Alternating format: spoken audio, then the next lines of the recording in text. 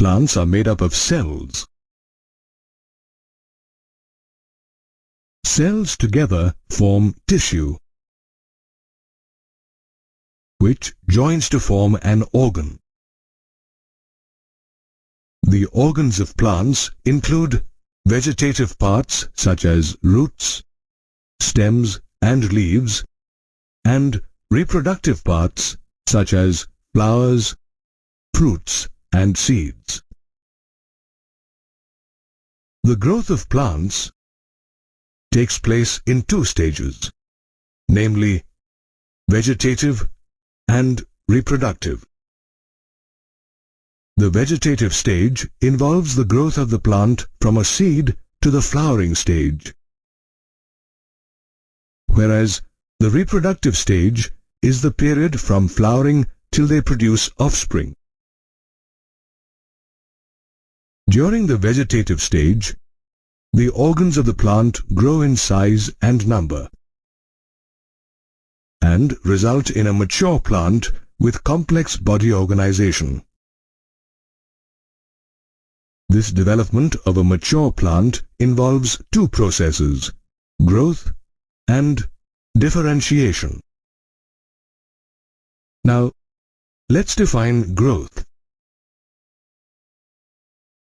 Growth is an important characteristic that is easily observed in all living organisms. It's a permanent increase in the size of an individual cell in a plant. It requires energy and hence accompanies anabolism and catabolism. In plants, growth is unlimited and hence they retain the capacity to grow throughout their lifespan. This is attributed to the presence of meristems at specific locations in them. Meristems are cells that have the capacity to divide, which add new cells to the plant body.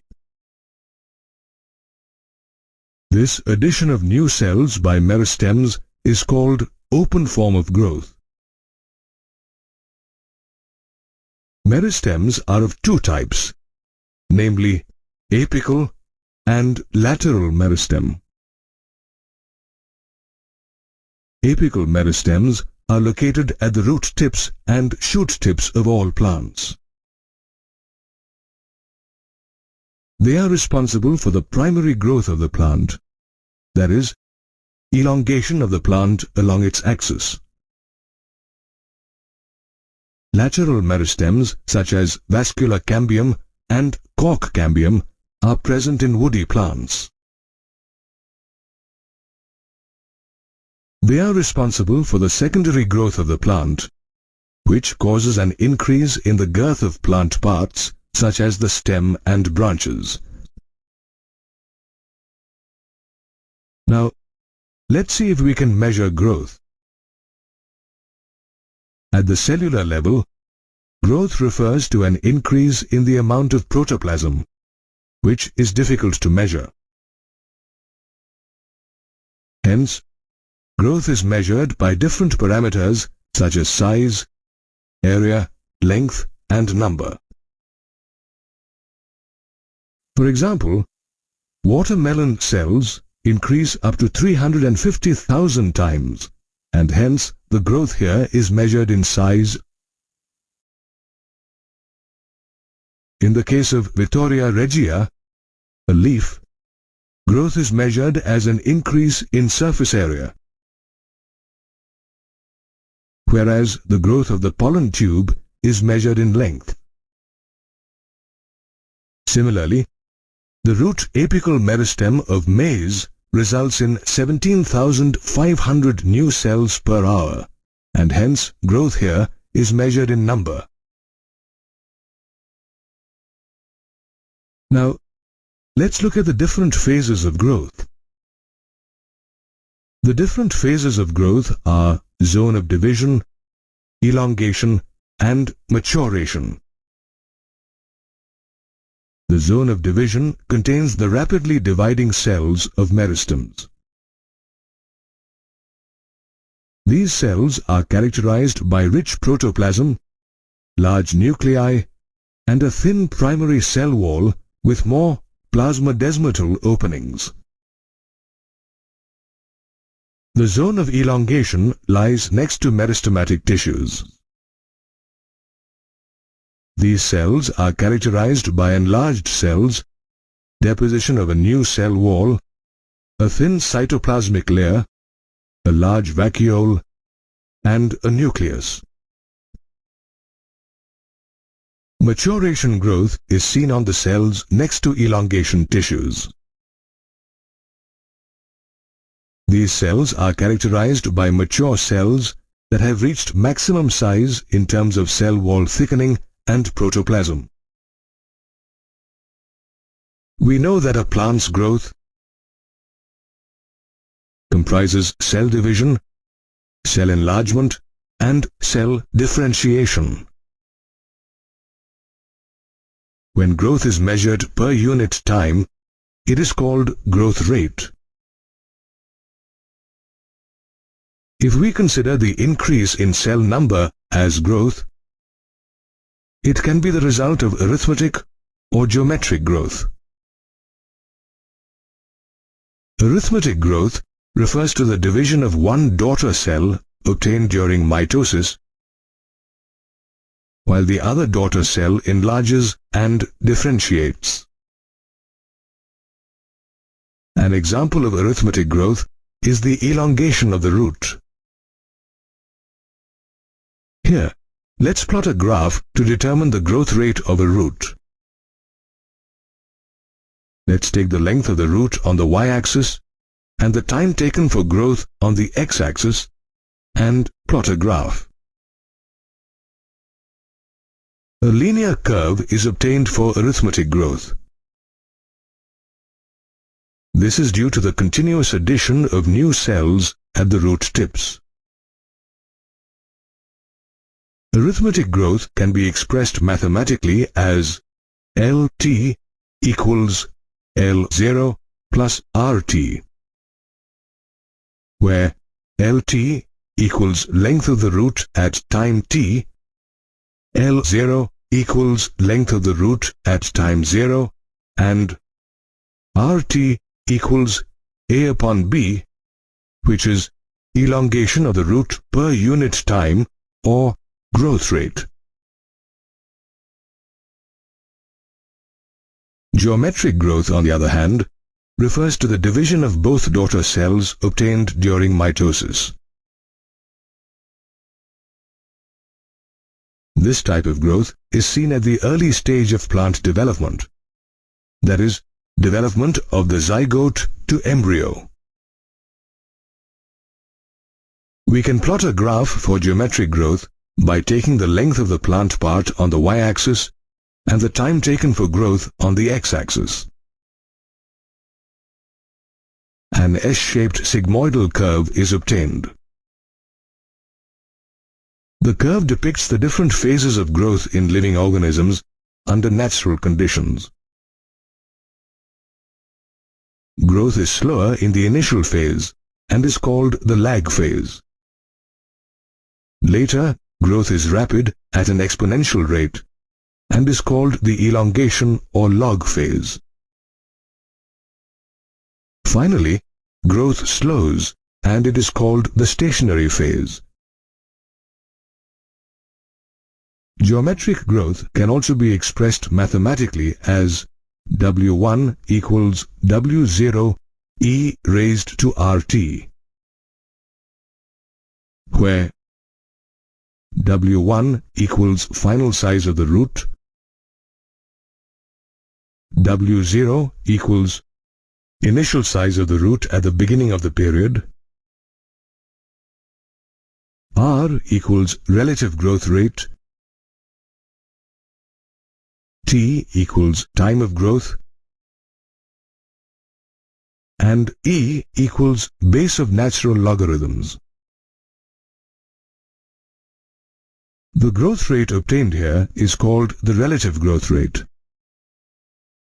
It is also called efficiency index as it measures the capacity of a plant part to produce new cells. Thus, we can see geometric growth during the development of the zygote to embryo and arithmetic growth in the later stages of development of the seed into a mature plant. Growth in plants can be quantitatively compared using absolute growth rate and relative growth rate.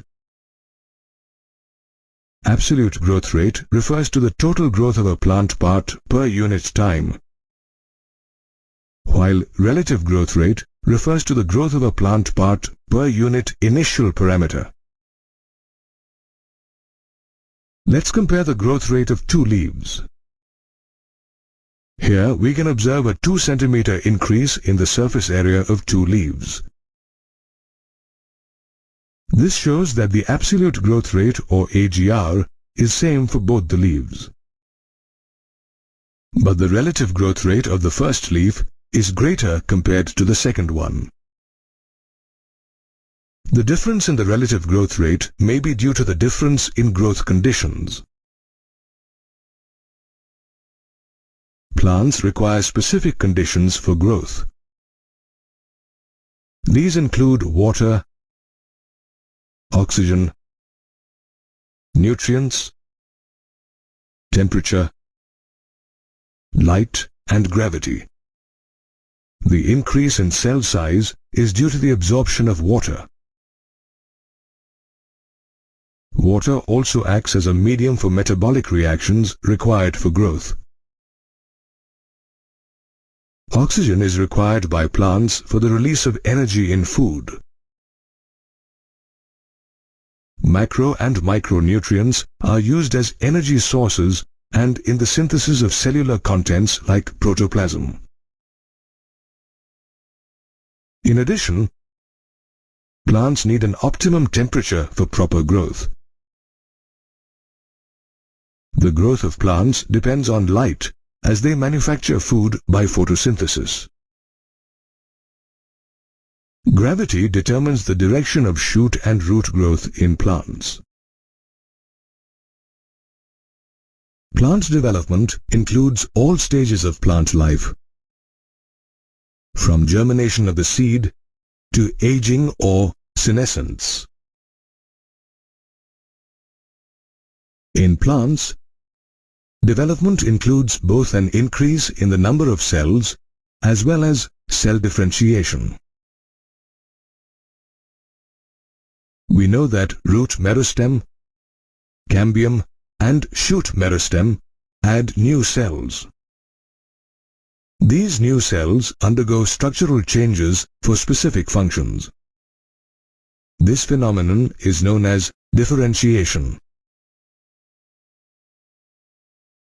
For example, some of the meristematic cells of the procambium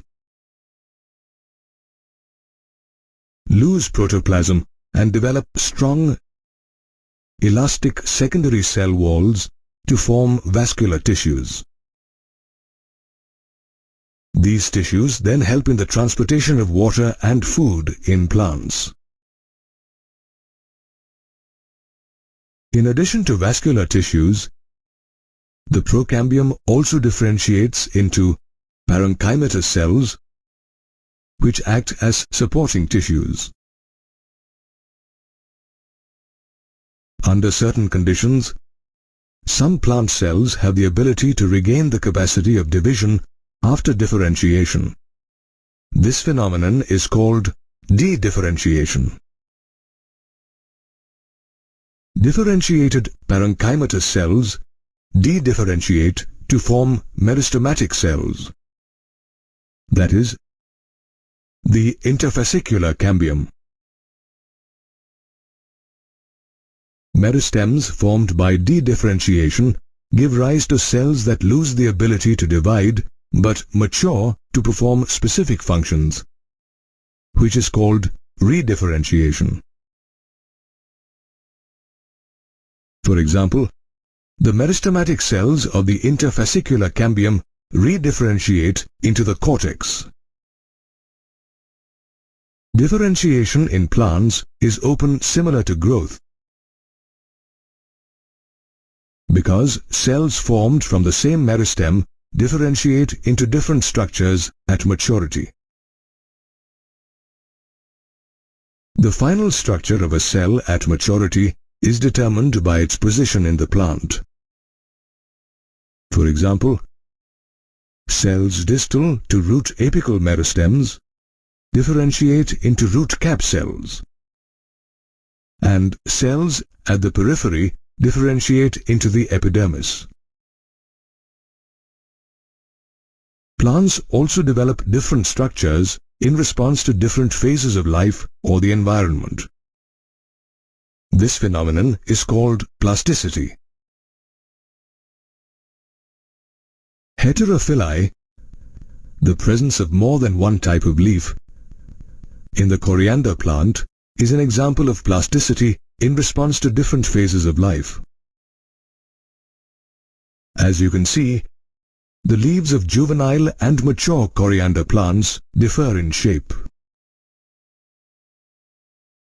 In the same way, the different shapes of the buttercup leaf above and below water are examples of plasticity in response to different environments. In the life cycle of plants, cell growth, cell differentiation, and cell development are interrelated and controlled by intrinsic and extrinsic factors. Intrinsic factors can be intracellular, such as genes, or intercellular, such as growth-regulating chemicals.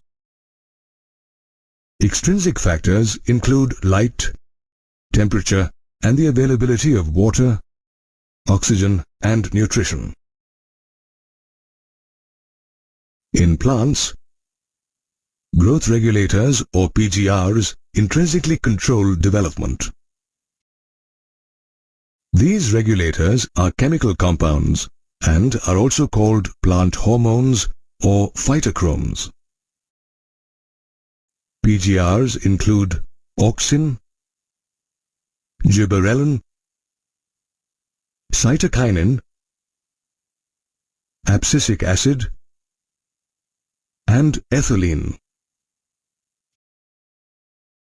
They are divided into two groups: plant growth promoters and plant growth inhibitors.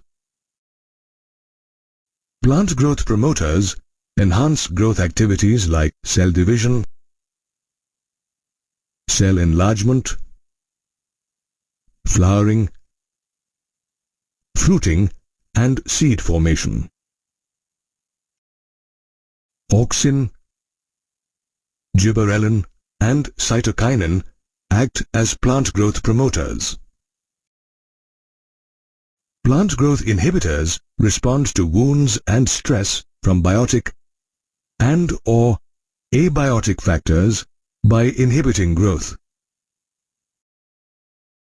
Abscission, the falling of leaves due to scars, and dormancy, or the quiet period of the plant during winter, are due to the action of plant growth inhibitors. Abscisic acid acts as a plant growth inhibitor, while ethylene can act both as a growth promoter and inhibitor. The discovery of PGRs was accidental. The discovery of auxin was initiated when Charles Darwin and his son Francis Darwin observed the coleoptile of canary grass exhibiting phototropism towards blue light. After several experiments, they found that the tip of the coleoptile is responsible for the bending of the full coleoptile. Later, F.W. Wendt discovered that a substance at the tip of the plant was responsible for its growth and called it auxin, which means to grow in Greek. But the chemical structure of auxin was identified when it was isolated from the urine of a patient by Kogel and Timan. The discovery of gibberellin is linked to E. Kurosawa, who observed abnormal tallness in rice seedlings struck by Bacane or foolish seedling disease. This disease is caused by the fungus Gibberella fujikuroi. Later, Yabuta and Sumiki isolated the substance secreted by the fungus and called it gibberellin. The discovery of cytokinin is linked to F. Scooge and his co-workers, who noticed that cells extracted from the internodal segment of the tobacco stem proliferated to callus. When the nutrient medium is supplemented with extracts of vascular tissues, yeast and coconut milk, in addition to auxin. Later, it was Skoog and Miller who isolated and crystallized the substance that promoted cytokinesis in plant cells. It was then named kinetin. The discovery of abscisic acid dates back to the 1960s, when 3 independent researchers purified 3 different inhibitors of plant growth, namely inhibitor B, abscission 2, and dormin. Later, it was found that all 3 inhibitors were chemically identical and were called abscisic acid. The discovery of ethylene is credited to a scientist named Cousins, who observed the release of a volatile substance from ripened oranges. He also found that the volatile substance promoted ripening of other unripened oranges. Later, this volatile substance was identified as ethylene. Plant growth regulators or PGRs include auxin, gibberellin, cytokinin, ethylene, and abscisic acid. Auxin is the generic name for all natural and synthetic compounds with definite growth-regulating features. Naturally occurring auxins include indole acetic acid or IAA and indole butyric acid or IBA,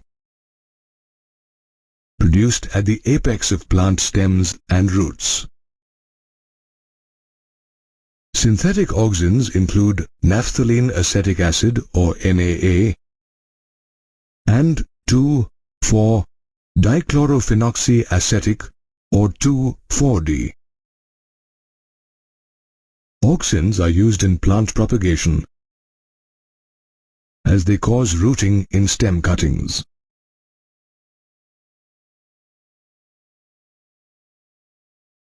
They also induce flowering, as in pineapples, prevent falling of young leaves and fruit, and promote abscission of mature leaves and fruit.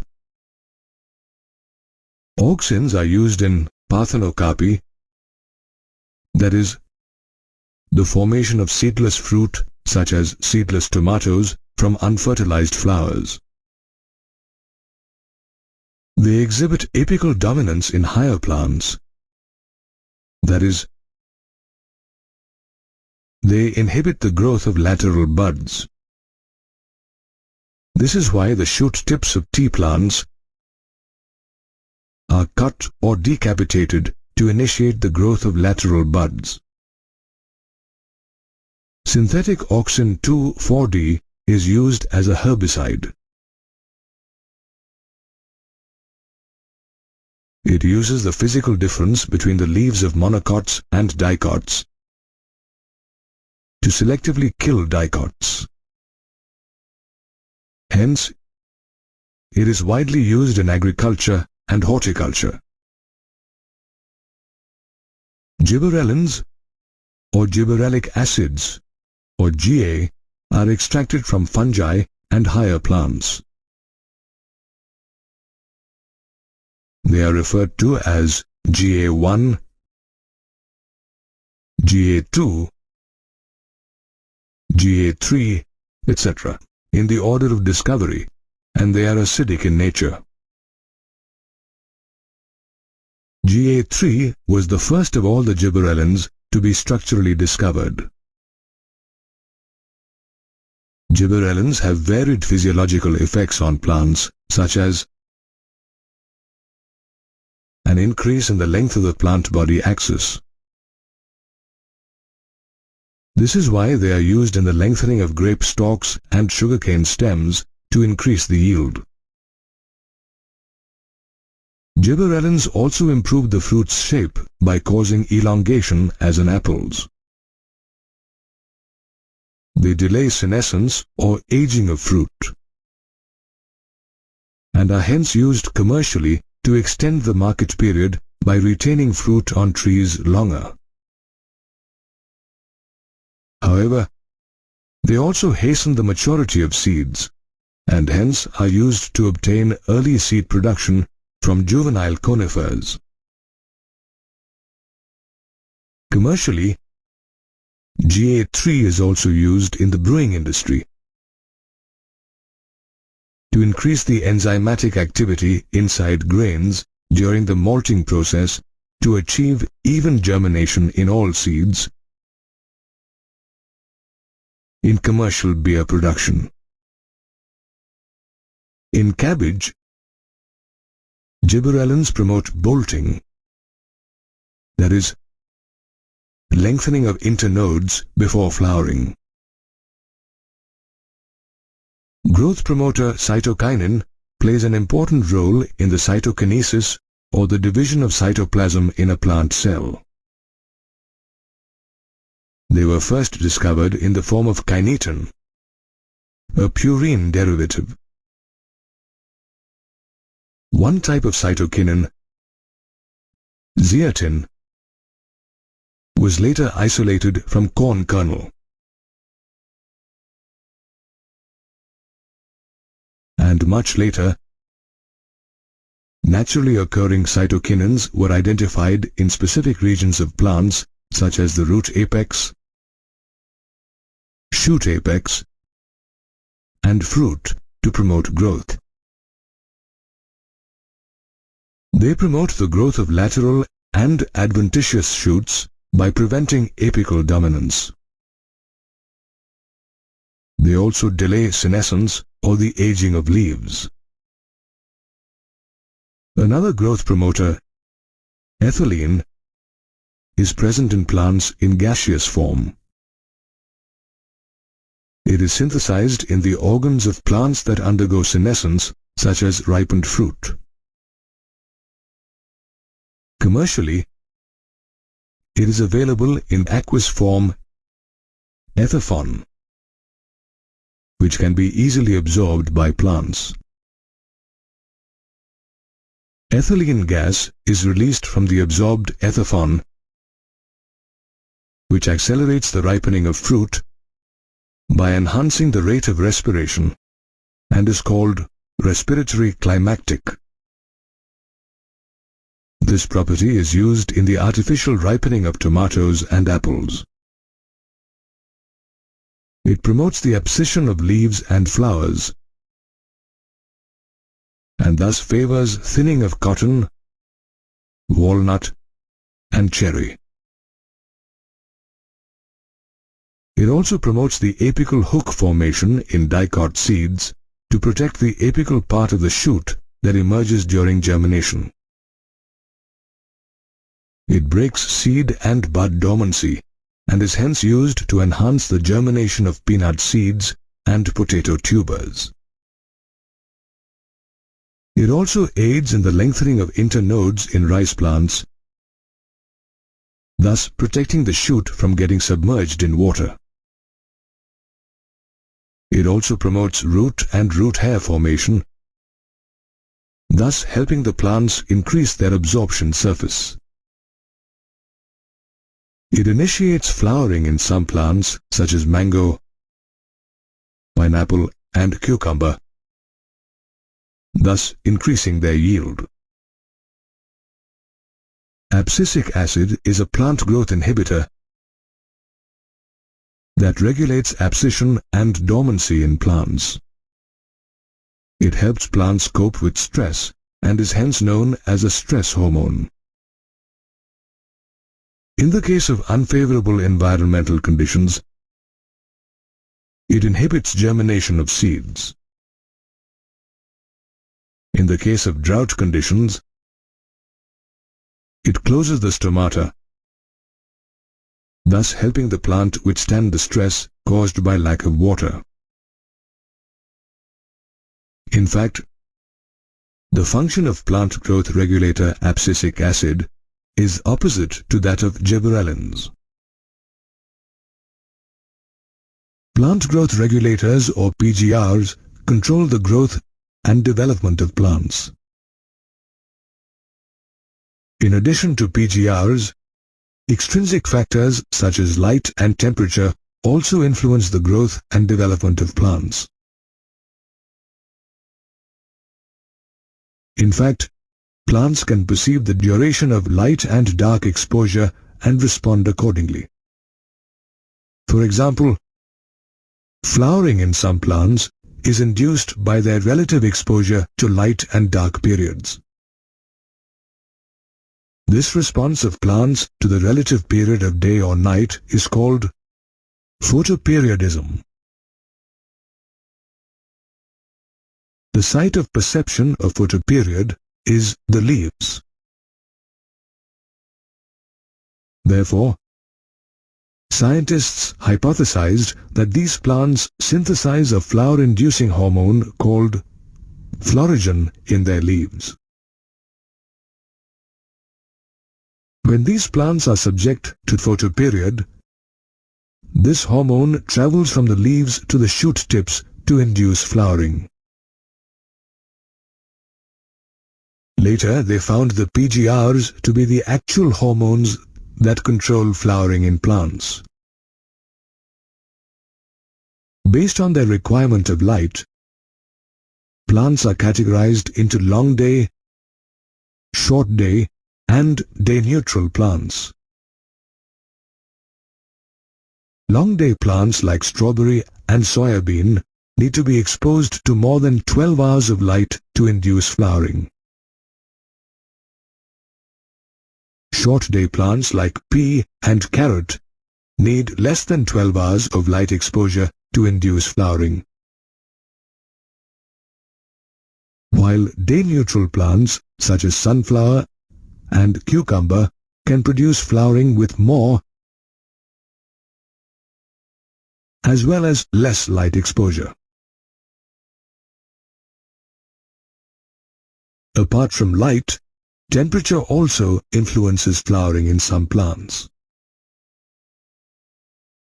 For example, some plants produce more flowers when exposed to a specific period of low temperature. This kind of development of flowers due to the influence of low temperature is called vernalization. Since these plants need to be exposed to low temperatures for a specific period, vernalization provides the time for vegetative growth and hence prevents early flowering. Plants that exhibit vernalization include winter annuals and winter biennials. Winter annuals such as rice, wheat and barley are planted during autumn. Their vegetative growth starts in winter when they undergo vernalization, which induces them to flower during spring. Finally, they are harvested in summer. On the other hand, cabbage and carrot are winter biennials. Their vegetative growth starts in winter when they undergo vernalization, which induces them to flower during their second year. Thus, vernalization and photoperiod play a vital role in plant growth and development.